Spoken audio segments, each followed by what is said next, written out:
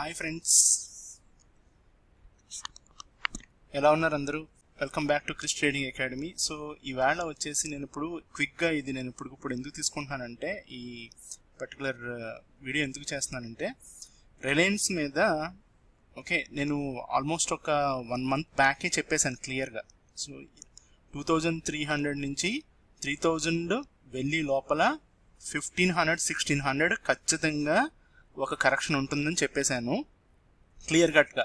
But ఎప్పుడు వస్తుందని మనకి ఎగ్జాక్ట్గా తెలియదు కాబట్టి నేను డే టు టైంలో చెప్పలేదు అంతే. బట్ ఇన్వెస్ట్ చేయొద్దని మట్టికి చెప్పాను. హోల్డ్ చేసుకోండి కావాలంటే, ఎందుకంటే మళ్ళీ కింద కొనుక్కోవచ్చు కాబట్టి. సో ఇప్పుడు నేను జస్ట్ లైక్ మీకు అర్థం అవడం కోసం క్లియర్గా ఇప్పుడు నేను జస్ట్ లైక్ కొన్ని ట్రెండ్ లైన్స్ ఇవి డ్రా చేశాను. ఫ్రెండ్స్, సో ఇది అంటే నేను ఆల్రెడీ డ్రా చేసుకున్నాను. బట్ నేను మీకు చూపించడం కోసం అనమాట అంతే జస్ట్. సో నేను ఈ రకంగా ముందే ప్లాన్ చేసుకుంటాను ట్రేడ్ని. మనం ప్రొఫెషనల్ ట్రేడర్ అని పిలుచుకోకూడదు, కానీ జనరల్గా ఏం చేస్తారంటే, ఇది ఏంది రాకెట్ సైన్స్ కాదు కదా. సో ట్రెండ్ లైన్ అనేది మనం లో నుంచి ఎక్కడైతే రీసెంట్గా సపోర్ట్ ఉందో అక్కడి నుంచి మనం డ్రా చేసుకున్నాం కదా. ఫ్రెండ్స్, సో నేను మీకు ఇది స్నిప్పెట్ తీసి చూపిస్తే మీకు బాగా అర్థం అవుతుంది. సో ఇప్పుడు ఇది ఉంది కదా, ఇక్కడ ఒక ట్రెండ్ లైన్ డ్రా చేసాము. ఇక్కడ సపోర్ట్ ఉందా క్లియర్గా. మళ్ళీ నెక్స్ట్ ఇదిగోండి, ఇక్కడ సపోర్ట్ ఉంది, అవునా?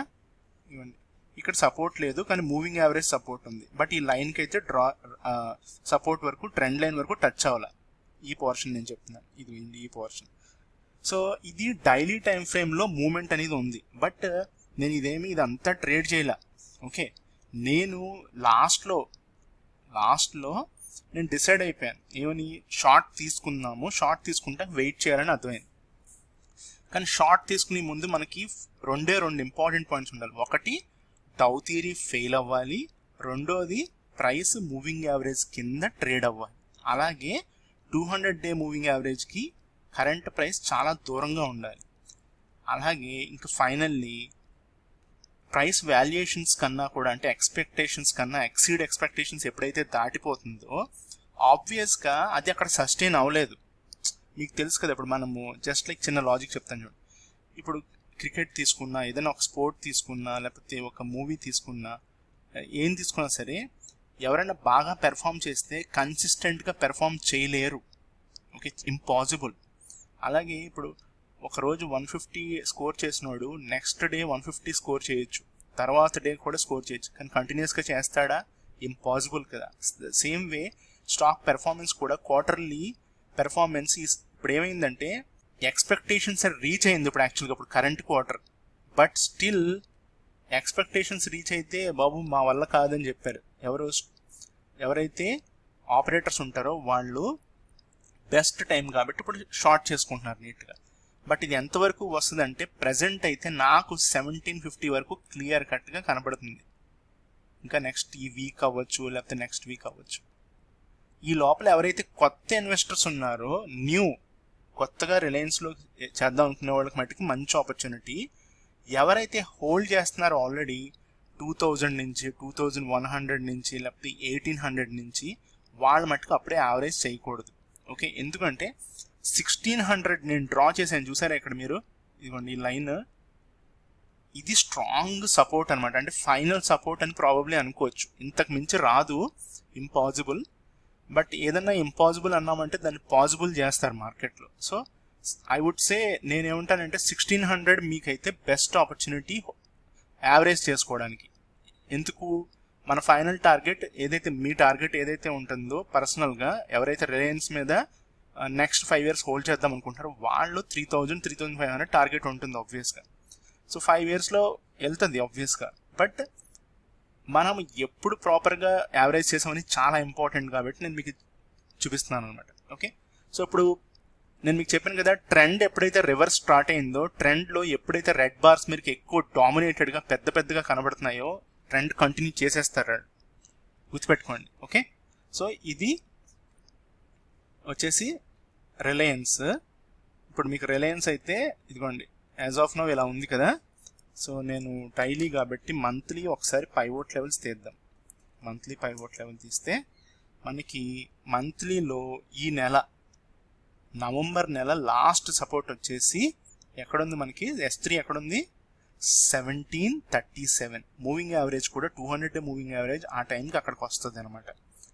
అంటే ఎక్కడికి నేను చెప్పింది కొన్ని ఇక్కడికి ఈ ప్లేస్లో మీరు ఆ బ్లాక్ డాట్ని చూడకండి, ఇక్కడ. ఓకేనా ఫ్రెండ్స్, ఇదిగోండి ఇక్కడ నేను చెప్పేది. ఓకే, ఈ పోర్షన్కి రావడానికి 100% ఛాన్సెస్ ఉన్నాయి.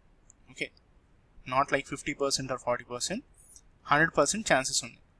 ఎందుకు అంటే దానికి రీజన్ ఏం లేదు, టూ మచ్ ఆఫ్ మూమెంట్ అనేది జరిగింది కాబట్టి, ఎక్కువ మూమెంట్. ఇప్పుడు కొంచెం ఒకసారి బ్రీత్ తీసుకుంటుంది అనమాట Reliance. Okay, even though results, company performance, petrochemicals, retail, Jio అన్నీ కూడా బాగా పెర్ఫార్మ్ చేసినా కూడా, ఎందుకు అంటే పాత ఎక్స్పెక్టేషన్స్ లాగానే రీచ్ అయినప్పుడు ఈ కరెంట్ వాల్యూ అనేది ఉండకూడదు అనేది ఆపరేటర్స్ డిసైడ్ చేశారు ఇప్పుడు. ఓకే ఫ్రెండ్స్, సో అదొక్కటే నాకైతే కనపడే రీజన్, మిగతాది ఏమీ లేదు.